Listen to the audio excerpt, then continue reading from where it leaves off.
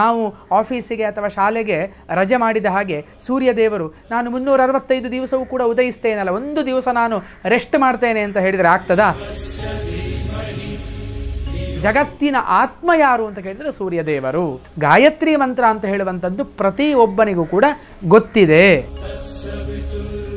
ಈ ಶಕ್ತಿಗಳಿಂದ ಅಗ್ನಿಯು ಬೇರೆಯಾಗಲಿಲ್ಲ, ಆ ಶಕ್ತಿಗಳು ಅಗ್ನಿಯ ಜೊತೆಗೇ ಇದೆ. ಅವನನ್ನು ರಕ್ಷಿಸುವುದರಿಂದ ಇದು ಗಾಯತ್ರಿ ಮಂತ್ರ. ಪೋಷಣಾಶಕ್ತಿ ಗಾಯತ್ರಿ, ಪ್ರೇರಣಾಶಕ್ತಿ ಸಾವಿತ್ರಿ, ರಕ್ಷಣಾಶಕ್ತಿ ಸರಸ್ವತಿ. 10,000 ಪಟ್ಟು ಹೆಚ್ಚು ಫಲವನ್ನು ಕೊಡುವಂಥದ್ದು ಮಾನಸ ಜಪ. ನಮಗೆ ಅಂತಹ ಒಂದು ವಿಕೋಪದ ಪರಿಸ್ಥಿತಿ ಬಂದಾಗ ಬುದ್ಧಿಯ ಮೂಲಕವಾಗಿ ಗಾಯತ್ರಿ ಮಂತ್ರದ ವಿಚಾರ ಬಂದಾಗ ಎಲ್ಲರೂ ಕೂಡ ಒಕ್ಕೋರಲಿನಿಂದ ಒಂದೇ ಅಭಿಪ್ರಾಯವನ್ನು ಕೊಡುತ್ತಾರೆ. ಜಪಗಳು ಏನಾಗ್ತದೆ, ನಮಗೆ ಅನ್ಯ ರೀತಿಯ ಫಲವನ್ನೇ ಕೊಡ್ತದೆ. ಕಲಿಯುಗದಲ್ಲಿ ಆಗುವಾಗ ದಶಭಿರ್ ಜನ್ಮ ಜನಿತಂ, ಎಲ್ಲ ಸಾರಭೂತವಾದಂತಹ ಖಾಲಿ 24 ಅಕ್ಷರದ ಒಂದು ಮಂತ್ರ ಅಂತ ಹೇಳಿದ್ರೆ ಅದು ಗಾಯತ್ರಿ ಮಂತ್ರ.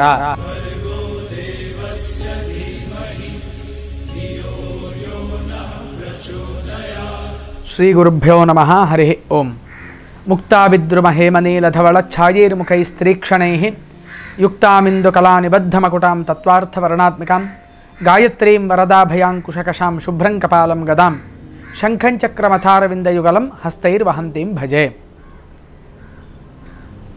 ಶಕ್ತಿ ದೇವತೆಯಾದಂತಹ ಆದಿಪೂಜಿತಳಾದಂತಹ ಗಾಯತ್ರಿ ದೇವಿಯನ್ನು ಮನಸಾ ಸ್ಮರಿಸಿ ಇವತ್ತಿನ ವಿಚಾರವಾಗಿ ಗಾಯತ್ರಿ ಮಂತ್ರದ ಅರ್ಥ ಜಿಜ್ಞಾಸೆ ಎಂಬಂತಹ ಒಂದು ವಿಚಾರವನ್ನಿಟ್ಟುಕೊಂಡು ನಿಮ್ಮ ಜೊತೆ ವಿಷಯಗಳನ್ನು ಹಂಚಿಕೊಳ್ಳುವಂತಹ ಪ್ರಯತ್ನವನ್ನು ನಾನು ಮಾಡ್ತೇನೆ. ಗಾಯತ್ರಿ ಮಂತ್ರ ಇದ್ದವರು ಯಾರಿದ್ದಾರೆ? ಗಾಯತ್ರಿ ಮಂತ್ರ ಎಲ್ಲರಿಗೂ ಕೂಡ ಗೊತ್ತಿದೆ. ಒಂದಷ್ಟು ಜನ ಮಂತ್ರವನ್ನು ಮಂತ್ರವಾಗಿಯೇ ಹೇಳುವವರು, ಮಂತ್ರದ ರೀತಿಯಲ್ಲೇ ಹೇಳುವವರು, ಸುಸ್ಪಷ್ಟವಾಗಿ ಸುಸ್ವರದಲ್ಲಿ. ಇನ್ನೊಂದಷ್ಟು ಜನ ಪಾಪ ಗೊತ್ತಿಲ್ಲದೆ ಗೊಂದಲಕ್ಕೆ ಸಿಲುಗಿ ಗಾಯತ್ರಿ ಮಂತ್ರವನ್ನು ತಪ್ಪಾಗಿ ಹೇಳುವವರು. ಹೀಗೆ ವಿಭಿನ್ನ ರೀತಿಯ ಜನರನ್ನು ನಾವು ಪ್ರಪಂಚದಲ್ಲಿ ಕಾಣ್ತಾ ಇದ್ದೇವೆ. ಅವರು ತಪ್ಪು ಹೇಳ್ತಾ ಇದ್ದಾರೆ ಅಂತ ಅವರನ್ನು ದೂಷಣೆ ಮಾಡುವುದಲ್ಲ, ಅವರಿಗೆ ಅದರ ಸ್ವರ, ಅದೇ ರೀತಿಯಾಗಿ ಮಾತ್ರಾಕಾಲ ಇತ್ಯಾದಿಗಳ ಅರಿವಿಲ್ಲದೆ ಅವರು ಹಾಗೆ ಮಾಡ್ತಾ ಇದ್ದಾರೆ. ಆದ್ದರಿಂದ ಒಟ್ಟಾರೆ ತಾತ್ಪರ್ಯ ಏನು? ಗಾಯತ್ರಿ ಮಂತ್ರ ಅಂತ ಹೇಳುವಂಥದ್ದು ಪ್ರತಿಯೊಬ್ಬನಿಗೂ ಕೂಡ ಗೊತ್ತಿದೆ ಎಂಬುವಂಥದ್ದು. ಏನು ಗಾಯತ್ರಿ ಮಂತ್ರದ ವೈಶಿಷ್ಟ್ಯತೆ? ಯಾತಕ್ಕೋಸ್ಕರವಾಗಿ ಇಷ್ಟು ನಾವು ಗಾಯತ್ರಿ ಮಂತ್ರವನ್ನು ಗೌರವಿಸ್ತಾ ಇದ್ದೇವೆ? ಉಪನಯನ ಸಂಸ್ಕಾರದಲ್ಲಿಯೂ ಕೂಡ ತ್ರೈವರ್ಣಿಕರಿಗೆ ಉಪದೇಶ ಕೊಡುವಂಥದ್ದು ಸವಿತೃ ಗಾಯತ್ರಿ ಮಂತ್ರವನ್ನೇ. ಆಗಲೇ ಅವನಿಗೆ ದ್ವಿಜ ಅಂತ ಕರೀತಾರೆ, ಎರಡನೇ ಜನ್ಮ ಅಂತ ಹೇಳುವಂಥದ್ದು. ಗಾಯತ್ರಿ ಅಂತ ಹೇಳಿದರೆ ಏನು, ಶಬ್ದಾರ್ಥ ಏನು ಅಂತ ಜಿಜ್ಞಾಸೆಯನ್ನು ನಾವು ಇಟ್ಟುಕೊಂಡಾಗ ಒಂದು ಕಡೆ ಹೇಳ್ತಾರೆ, ಗಾಯಂತಂ ತ್ರಾಯತೆ ಯಸ್ಮಾತ್ ಗಾಯತ್ರೀತಿ ತತಸ್ಮೃತ ಸವಿತಾ ದೇವತಾ ಯಸ್ಮಾತ್ ಸಾವಿತ್ರೀತೇನ ಚೋಚ್ಯತೆ ಅಂತ ಹೇಳ್ತಾರೆ. ಗಾಯಂತಂ ಅಂತ ಹೇಳಿದರೆ ಯಾರು ಈ ಮಂತ್ರವನ್ನು ಅನೂಚಾನವಾಗಿ ಜಪಿಸ್ತಾನೋ ಅವನನ್ನು ರಕ್ಷಿಸುವುದರಿಂದ ಇದು ಗಾಯತ್ರಿ ಮಂತ್ರ. ತ್ರಾಯತೆ, ತ್ರೈ ಪಾಲನೆ ಅಂತ ಸಂಸ್ಕೃತದ ಧಾತು. ಜಪಿಸುವವನನ್ನು ರಕ್ಷಿಸುವುದರಿಂದ ಇದನ್ನು ಗಾಯತ್ರಿ ಮಂತ್ರ ಅಂತ ಕರೀತಾರೆ. ಹಾಗೆ ಸವಿತಾ ದೇವತಾ, ಈ ಮಂತ್ರದ ದೇವತೆ ಯಾರು ಅಂತ ಕೇಳಿದರೆ ಸವಿತೃ ಅಥವಾ ಸೂರ್ಯನಾರಾಯಣ ದೇವರು. ಆದ್ದರಿಂದ ಈ ಮಂತ್ರವನ್ನು ಸಾವಿತ್ರಿ ಮಂತ್ರ ಎಂಬುದಾಗಿಯೂ ಕೂಡ ಕರೀತಾರೆ. ಒಟ್ಟಾರೆ ಸಾವಿತ್ರಿ ಮಂತ್ರ, ಗಾಯತ್ರಿ ಮಂತ್ರ ಎಂಬುದಾಗಿ ಎರಡು ರೀತಿಯಲ್ಲಿ ಕರಿತೇವೆ. ಆದರೆ ಪ್ರಸಿದ್ಧವಾಗಿ ನಾವೆಲ್ಲರೂ ಕೂಡ ಹೇಳುವಂಥದ್ದು ಗಾಯತ್ರಿ ಮಂತ್ರ ಎಂಬುದಾಗಿ. ಇದಕ್ಕೆ ಅಧಿಷ್ಠಾನ ದೇವತೆ ಯಾರು ಅಂತ ಕೇಳಿದರೆ ಜಗತ್ತನ್ನು ಬೆಳಗಿಸುವಂತಹ ಸೂರ್ಯದೇವರು. ಸೂರ್ಯ ಆತ್ಮ ಜಗತಸ್ತಸ್ತುಷಶ್ಚ ಅಂತ ವೇದ ಹೇಳ್ತಾ ಇದೆ. ಜಗತ್ತಿನ ಆತ್ಮ ಯಾರು ಅಂತ ಕೇಳಿದರೆ ಸೂರ್ಯದೇವರು. ಜಗತ್ತಿನ ಚಕ್ಷುಹು, ಕಣ್ಣು ಯಾರು ಅಂತ ಕೇಳಿದರೆ ಸೂರ್ಯದೇವರು. ಯಾಕೆ ಅಂತ ಪ್ರಶ್ನೆ ಬರಬಹುದು.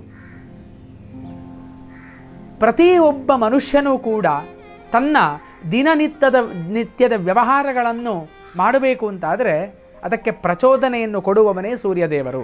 ಬೆಳಿಗ್ಗೆ ಆಗ್ತದೆ, ಸೂರ್ಯೋದಯ ಆಗ್ತದೆ, ತದನಂತರ ಎಲ್ಲ ಪ್ರಾಣಿಗಳು ಕೂಡ ತಮ್ಮ ತಮ್ಮ ಕರ್ತವ್ಯಗಳಲ್ಲಿ ಪ್ರವಹಿಸ್ತಾರೆ.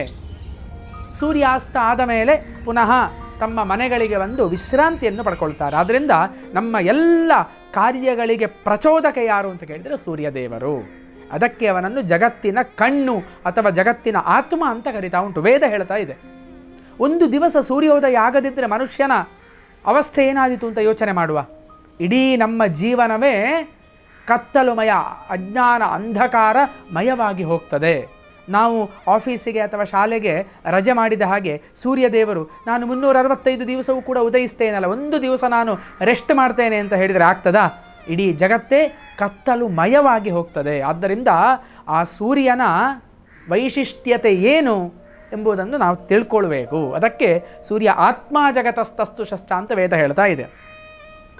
ಆತ್ಮೋದ್ಧಾರವನ್ನು ಬಯಸುವಂತಹ ಮನುಷ್ಯನು ಜಗತ್ತಿನ ಆತ್ಮವಾಗಿರುವಂತಹ ಸೂರ್ಯನ ಉಪಾಸನೆಯನ್ನು ಮಾಡಬೇಕು. ಮುಖ್ಯವಾದದ್ದು, ಎಲ್ಲರೂ ಕೂಡ ಆತ್ಮೋದ್ಧಾರವನ್ನು ನಾವು ಬಯಸ್ತೇವೆ. ಅದಕ್ಕೆ ಮೂಲವಾಗಿ ಏನು ಮಾಡಬೇಕು ಅಂತ ಕೇಳಿದರೆ ಜಗತ್ತಿನ ಆತ್ಮವಾದಂತಹ ಸೂರ್ಯನನ್ನು ಗಾಯತ್ರಿ ಮಂತ್ರದ ಮೂಲಕವಾಗಿ ಉಪಾಸಿಸಬೇಕು ಅಂತ ಹೇಳುವಂಥದ್ದು ಈ ವಿಷಯದ ತಿರುಳು. ಹಾಗೆ ಈ ಮಂತ್ರವನ್ನು ನಾವು ಗಾಯತ್ರಿ ಮಂತ್ರ ಅಂತ ಯಾಕೆ ಕರಿತೇವೆ? ಅದಕ್ಕೂ ಕೂಡ ಒಂದು ಅರ್ಥ ಇದೆ. ಗಾಯತ್ರಿ ಮಂತ್ರ, ಸಾವಿತ್ರಿ ಮಂತ್ರ ಅಂತ ಹೇಳುವಂಥದ್ದು ಗೊತ್ತಾಯಿತು ನಮಗೆ. ಸವಿತೃ ದೇವತಾಕವಾದದ್ರಿಂದ ಸಾವಿತ್ರಿ ಮಂತ್ರ. ಗಾಯತ್ರಿ ಮಂತ್ರ ಒಂದು ರೀತಿಯಲ್ಲಿ ಗಾಯತ್ರಿ ಛಂದಸ್ಸು.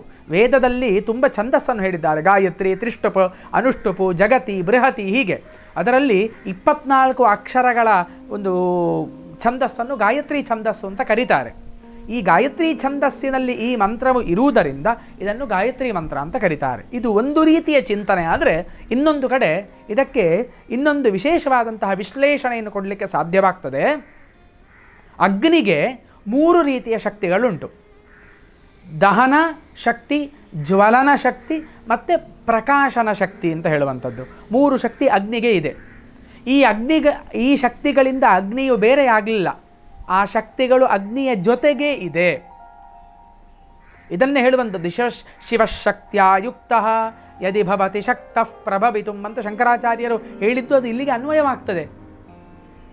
ಶಕ್ತಿಯನ್ನು ಬಿಟ್ಟು ಶಿವ ಇಲ್ಲ, ಶಿವನನ್ನು ಬಿಟ್ಟು ಶಕ್ತಿ ಇಲ್ಲ ಅಂತ. ಹಾಗೆ ಅಗ್ನಿಯ 3 ಶಕ್ತಿಗಳು ಅಗ್ನಿಯ ಜೊತೆ ಸೇರಿಕೊಂಡಿದೆ.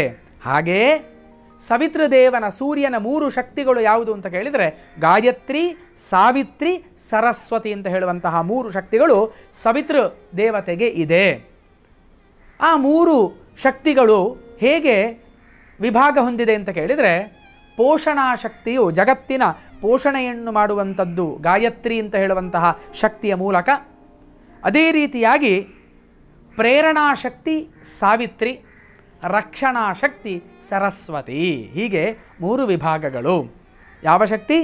ಪೋಷಣಾ ಶಕ್ತಿ ಗಾಯತ್ರಿ, ಪ್ರೇರಣಾ ಶಕ್ತಿ ಸಾವಿತ್ರಿ, ರಕ್ಷಣಾ ಶಕ್ತಿ ಸರಸ್ವತಿ. ಸರಸ್ವತಿಯು ರಕ್ಷಣಾ ಶಕ್ತಿ ಹೇಗೆ? ಅವಳು ಸೌಮ್ಯ ರೂಪದಲ್ಲಿದ್ದಾಳಲ್ಲ ಅಂತ ಕೇಳಿದರೆ, ಬುದ್ಧಿ ಜ್ಞಾನದ ದೇವತೆ ಅವಳು ನಮಗೆ ಅಂತಹ ಒಂದು ವಿಕೋಪದ ಪರಿಸ್ಥಿತಿ ಬಂದಾಗ ಬುದ್ಧಿಯ ಮೂಲಕವಾಗಿ ನಮಗೆ ಅವಳು ರಕ್ಷಣೆಯನ್ನು ಕೊಡ್ತಾಳೆ. ಅದಕ್ಕೋಸ್ಕರವಾಗಿ ರಕ್ಷಣಾ ಶಕ್ತಿ ಸರಸ್ವತಿ ಅಂತ ಕರೆದಿದ್ದಾರೆ. ಹಾಗೆ ಒಟ್ಟಾರೆ ಈ 3 ಶಕ್ತಿಗಳು, ಈ 3 ಶಕ್ತಿಗಳಲ್ಲಿ ಮುಖ್ಯ ಯಾವುದು ಅಂತ ಕೇಳಿದರೆ ಪೋಷಣಾ ಶಕ್ತಿ. ಜಗತ್ತಲ್ಲಿ ಇಷ್ಟೆಲ್ಲ ಪ್ರಾಣಿಗಳು ಜೀವಿಸ್ತಾ ಇದೆ, ಅದನ್ನು ಪೋಷಿಸುವಂಥದ್ದು ಮುಖ್ಯ. ಆ ಪೋಷಿಸುವಂಥದ್ದು ಗಾಯತ್ರಿ ಆದ ಕಾರಣ ಈ ಮಂತ್ರವನ್ನು ಗಾಯತ್ರಿ ಮಂತ್ರ ಎಂಬುದಾಗಿ ಕರೀತಾ ಇದ್ದಾರೆ. ಎಷ್ಟು ಸೊಗಸಾದಂತಹ ವಿವರಣೆ ನೋಡಿ. ಯಾಕೆ ಗಾಯತ್ರಿ ಮಂತ್ರ ಅಂತ ಕರೀತಾರೆ ಅಂತ ಹೇಳುವಂಥದ್ದಕ್ಕೆ ಈ 2, ಒಂದು ಗಾಯತ್ರಿ ಛಂದಸ್ಸು, ಇನ್ನೊಂದು ಈ ಒಂದು ವಿವರಣೆಯ ಮೂಲಕ ನಾವು ಉತ್ತರವನ್ನು ಕೊಡಲಿಕ್ಕೆ ಸಾಧ್ಯ. ಹಾಗೆ ಗಾಯತ್ರಿ ಮಂತ್ರವನ್ನು ಜಪಿಸಬೇಕು ಅಂತ ಹೇಳುವಂಥದ್ದು, ಅದರಲ್ಲಿ ಅಧಿಕಾರ ಇರುವಂತಹ ತ್ರೈವರ್ಣಿಕರು, ಬ್ರಾಹ್ಮಣ, ಕ್ಷತ್ರಿಯ, ವೈಶ್ಯಾದಿಗಳು ಅಂತ ಸುಸ್ಪಷ್ಟವಾಗಿ ಜಪಿಸಬೇಕು ಅಂತ ಹೇಳುವಂಥದ್ದು ಬಹಳ ಮುಖ್ಯವಾದಂತಹ ವಿಚಾರ. ಮಂತ್ರಗಳನ್ನು ಹೇಳುವಾಗ ಸ್ಪಷ್ಟವಾಗಿ ಸ್ವರಬದ್ಧವಾಗಿ ಜಪಿಸಬೇಕು. ಇಲ್ಲದಿದ್ದರೆ ಆ ಜಪಗಳು ಏನಾಗ್ತದೆ, ನಮಗೆ ಅನ್ಯ ರೀತಿಯ ಫಲವನ್ನೇ ಕೊಡ್ತದೆ. ಜಪದಲ್ಲಿ 2 ವಿಧವನ್ನು ಹೇಳ್ತಾರೆ. ನಾವು ಹೇಳ್ತೇವೆ ಜಪ ಮಾಡ್ತೇವೆ, ಈ ಮಂತ್ರವನ್ನು ಜಪಿಸ್ತೇವೆ, ಈ ಮಂತ್ರವನ್ನು ಜಪಿಸ್ತೇವೆ ಅಂತ ನಾವು ಮಾತಾಡಿಕೊಳ್ತೇವೆ. ಜಪದಲ್ಲಿ 2 ವಿಧವನ್ನು ಹೇಳ್ತಾರೆ ಶಾಸ್ತ್ರದಲ್ಲಿ. ಒಂದು ಉಪಾಂಶು ಮತ್ತು ಇನ್ನೊಂದು ಮಾನಸ ಜಪ ಅಂತ. ಉಪಾಂಶು ಅಂತ ಹೇಳಿದರೆ ತುಟಿಗಳನ್ನು ತಾಗಿಸ್ತಾ ಹೇಳುವಂತಹ ಜಪ. ಸ್ವರ ಕೇಳುವುದಿಲ್ಲ, ಆದರೆ ತುಟಿಗಳ ಒಂದು ಚಲನವಲನವು ಗೋಚರಕ್ಕೆ ಬರ್ತಾ ಇದ್ರೆ ಅದನ್ನು ಉಪಾಂಶು ಜಪ ಅಂತ ಹೇಳ್ತಾರೆ. ಹಾಗೆ ಇನ್ನೊಂದು ಮಾನಸ ಜಪ ಅಂತ ಹೇಳಿದರೆ ತುಟಿಗಳನ್ನೂ ಕೂಡ ಅಲ್ಲಾಡಿಸದೆ, ತುಟಿಗಳ ಚಲನವಲನವೂ ಕೂಡ ಇಲ್ಲದೆ ಮಾನಸಿಕವಾಗಿ ಜಪಿಸುವಂತಹ ಜಪವನ್ನು ನಾವು ಮಾನಸ ಜಪ ಅಂತ ಕರಿತೇವೆ. ಹೀಗೆ ಉಪಾಂಶು ಜಪಕ್ಕಿಂತ 10,000 ಪಟ್ಟು ಹೆಚ್ಚು ಫಲವನ್ನು ಕೊಡುವಂಥದ್ದು ಮಾನಸ ಜಪ.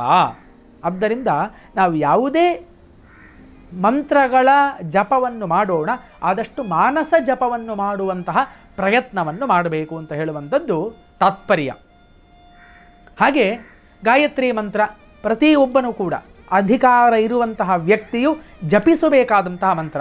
ಅದರಲ್ಲಿ ಯಾವುದೇ ಔದಾಸೀನ್ಯವನ್ನು ಮಾಡಬಾರದು ಅಂತ ಋಷಿ ಮುನಿಗಳು ತಮ್ಮ ತಮ್ಮ ಗ್ರಂಥಗಳಲ್ಲಿ ನಮಗೆ ಎಚ್ಚರಿಕೆಯನ್ನು ಕೊಡ್ತಾ ಇದ್ದಾರೆ. ಬೇರೆ ಎಲ್ಲ ವಿಚಾರದಲ್ಲಿ ಒಂದಷ್ಟು ಧಾರ್ಮಿಕ ವಿಚಾರದಲ್ಲಿ ಭೇದಗಳಿರ್ಬೋದು ಋಷಿ ಮುನಿಗಳ ಮಾತುಗಳಲ್ಲಿ, ಆದರೆ ಗಾಯತ್ರಿ ಮಂತ್ರದ ವಿಚಾರ ಬಂದಾಗ ಎಲ್ಲರೂ ಕೂಡ ಒಕ್ಕೋರಲಿನಿಂದ ಒಂದೇ ಅಭಿಪ್ರಾಯವನ್ನು ಕೊಡ್ತಾರೆ. ಬ್ರಾಹ್ಮಣ್ಯದ ರಕ್ಷಣೆಗೆ ಗಾಯತ್ರಿಯ ಉಪಾಸನೆ ಇಲ್ಲದೆ ಬೇರೆ ದಾರಿ ಇಲ್ಲ. ಗಾಯತ್ರಿಯನ್ನು ಪ್ರತಿಯೊಬ್ಬನೂ ಕೂಡ ಶರಣು ಹೊಂದಲೇಬೇಕು ಅಂತ ನಮಗೆ ಒಳ್ಳೆಯ ಮಾತುಗಳನ್ನು, ನಮ್ಮ ಜ್ಞಾನ ದೃಷ್ಟಿಯನ್ನು ಅವರ ಮಾತಿನಿಂದ ತೆರಿಸ್ತಾ ಇದ್ದಾರೆ ಋಷಿಮುನಿಗಳು. ಅದಕ್ಕೆ ಒಂದಷ್ಟು ನಾವು ಶ್ಲೋಕಗಳನ್ನು ನೋಡ್ಬೋದು, ಯಾವ ರೀತಿ ಅಭಿಪ್ರಾಯಗಳನ್ನು ಎಷ್ಟು ಚೆನ್ನಾಗಿ ಋಷಿಗಳು ಹೇಳಿದ್ದಾರೆ ಅಂತ ಹೇಳುವಂಥದ್ದು. ದಶಭಿರ್ಜನ್ಮಜನಿತಂ ಶತೇನ ತು ಪುರಾಕೃತಂ ಸಹಸ್ರೇಣ ತ್ರಿಜನ್ಮೋತ್ಥಂ ಗಾಯತ್ರಿ ಹಂತ ಪಾಪಕಂ ಅಂತ ಹೇಳಿದರು. ಗಾಯತ್ರಿ ಮಂತ್ರವನ್ನು ಎಷ್ಟು ಸಂಖ್ಯೆಯಲ್ಲಿ ಜಪಿಸಬೇಕು ಅಂತ ಹೇಳುವಂಥದ್ದು.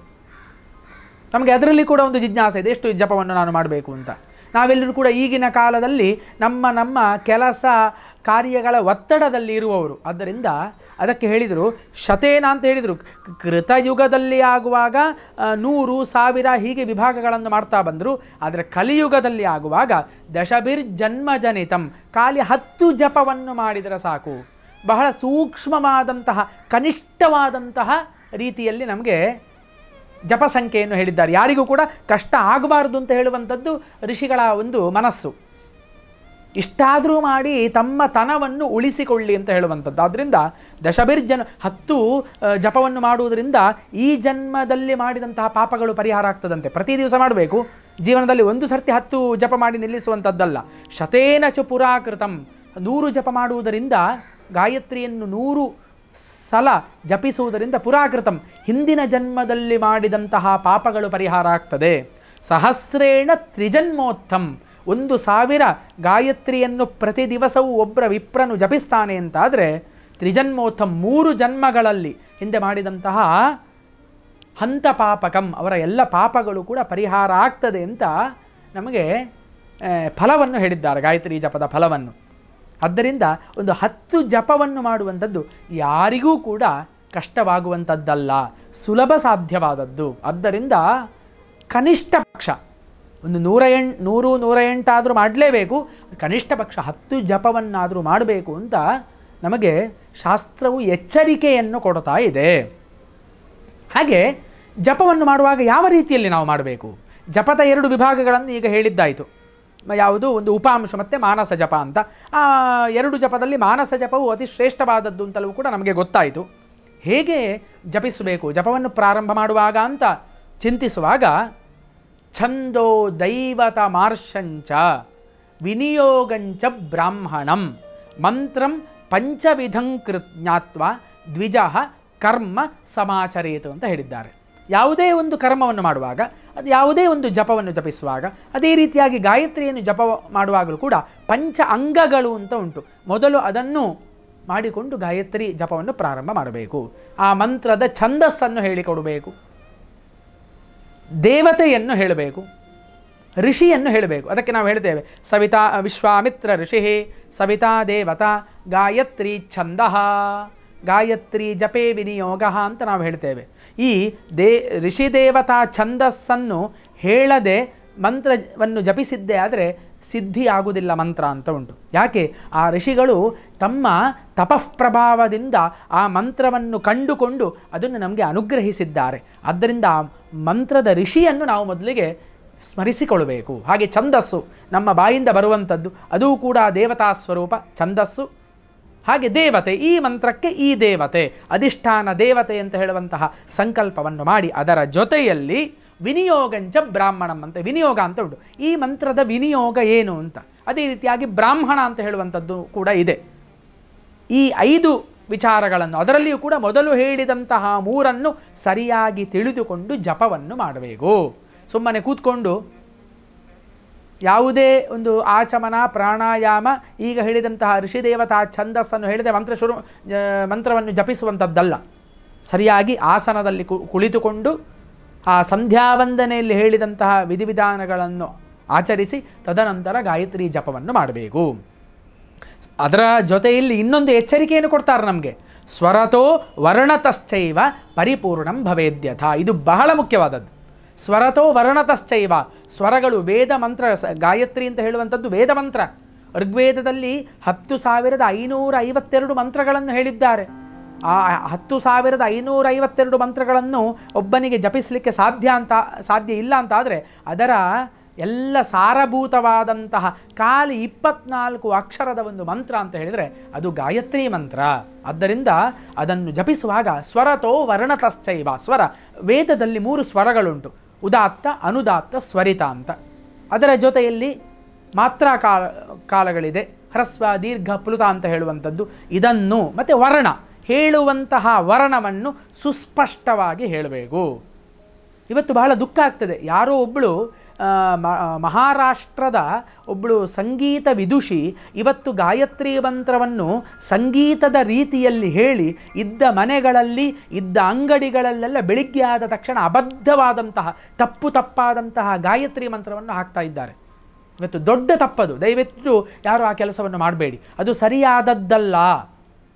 ಸಂಗೀತವನ್ನು ಸಂಗೀತದ ಹಾಗೆ ಹೇಳಬೇಕು, ಮಂತ್ರವನ್ನು ಮಂತ್ರದ ಹಾಗೆ ಹೇಳಬೇಕು. ಎಲ್ಲದಕ್ಕೂ ಕೂಡ ಒಂದು ವ್ಯವಸ್ಥೆ ಉಂಟು. ಶಾಸ್ತ್ರದಲ್ಲಿ ವಿಧಿ ಮತ್ತು ನಿಷೇಧ ಅಂತ ಹೇಳಿದ್ದಾರೆ. ವೇದ ಮಂತ್ರವನ್ನು ಸಂಗೀತದ ಹಾಗೆ ಹೇಳಿದರೆ ಆಗುವುದಿಲ್ಲ. ಆದ್ದರಿಂದ ಇದು ಯಾರೋ ಮಾಡಿದ ತಪ್ಪಿಗೆ ಇವತ್ತು ನಾವೆಲ್ಲರೂ, ನಮ್ಮ ಇಡೀ ಸಮಾಜವೇ ಏನು ಕಷ್ಟವನ್ನು ಅನುಭವಿಸ್ತಾ ಇದೆ. ನಾವೆಲ್ಲರೂ ಕೂಡ ಅದಕ್ಕೆ ಹೊಣೆಗಾರರಾಗಿದ್ದೇವೆ. ಆದ್ದರಿಂದ ಸಂಗೀತದ ಹಾಗೆ, ಭಜನೆಯ ಹಾಗೆ, ರಾಗರಾಗದಲ್ಲಿ ಗಾಯತ್ರಿ ಮಂತ್ರ ಹೇಳುವುದಲ್ಲ. ಅದಕ್ಕೆ ಹೇಳಿದಂತಹ ಸುಸ್ಪಷ್ಟವಾದಂತಹ ಸ್ವರ ವರ್ಣದೊಂದಿಗೆ ಆ ಮಂತ್ರವನ್ನು ಉಚ್ಚಾರ ಮಾಡಬೇಕು. ಇಲ್ಲದಿದ್ದರೆ ಅದು ಅನಿಷ್ಟವಾದಂತಹ ಫಲವನ್ನೇ ನಮಗೆ ಕೊಡ್ತದೆ. ಋಷಿಗಳು ಎಷ್ಟೋ ಕಷ್ಟಪಟ್ಟು ತಮ್ಮ ತಪಸ್ಸಿನಿಂದ, ಜ್ಞಾನಶಕ್ತಿಯಿಂದ ಮಂತ್ರವನ್ನು ನಮಗೆ ಕೊಡುಗೆಯ ರೂಪದಲ್ಲಿ ಕೊಟ್ಟಿದ್ದಾರೆ. ಅದನ್ನು ಬೇಕಾಬಿಟ್ಟಿ ಉಪಯೋಗಿಸುವಂಥದ್ದಲ್ಲ. ಅದು ಯಾರಿಗೂ ಕೂಡ ಶ್ರೇಯಸ್ಸನ್ನು ಕೊಡುವಂಥದ್ದಲ್ಲ ಅಂತ ನಾನು ಸ್ಪಷ್ಟವಾಗಿ ಎಲ್ಲರಿಗೂ ಕೂಡ ತಿಳಿಸುವಂತಹ ಒಂದು ಪ್ರಯತ್ನವನ್ನು ಮಾಡ್ತಾ ಇದ್ದೇನೆ. ಹೀಗೆ ಗಾಯತ್ರಿ ಮಂತ್ರ ಪರಮ ಪವಿತ್ರವಾದದ್ದು ಅಂತ ಹೇಳ್ತಾ, ಮುಂದಿನ ಸಂಚಿಕೆಯಲ್ಲಿ ಇನ್ನೊಂದಷ್ಟು ವಿಚಾರಗಳನ್ನು ಕಥೆಗಳ ಮೂಲಕವೂ ಕೂಡ ಗಾಯತ್ರಿಯ ಮಹಾತ್ಮೆಯನ್ನು ಹೇಳುವಂತಹ ಪ್ರಯತ್ನವನ್ನು ಮಾಡ್ತೇನೆ. ಎಲ್ಲರಿಗೂ ಕೂಡ ನಮಸ್ಕಾರ.